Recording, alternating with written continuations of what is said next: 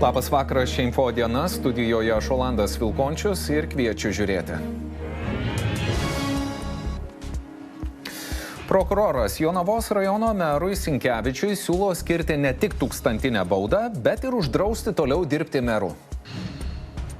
Ne tik vokiečiai, bet jau ir amerikiečiai Lietuvoje norėtų turėti amunicijos gamyklą. Apie tai svarsto amerikiečių karinės pramonės gigantas. Po 3 savaitės trukusių masinių protestų Sakartvelo parlamentas vis tiek pritarė užsienio įtakos įstatymo projektui.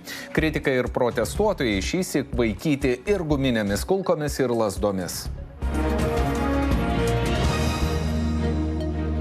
Info dieną šiandieną pradėsime nuo Lietuvos įvykių. Jonavos rajono meras, pakliuvęs į čekiukų skandalą, išgirdo, kokią bausmę jam siūlo skirti kaltinamą palaikantis prokuroras. Merui siūloma 30 000 eurų bauda ir draudimas 5 metus dirbti valstybės tarnyboje. Sinkevičius sako, kad tokia bausmė jam būtų didelis smūgis ir tektų permastyti gyvenimo kelią. Daugiau reportaže Ieva Diraitė. Jonavos meras Mindaugas Sinkevičius ateina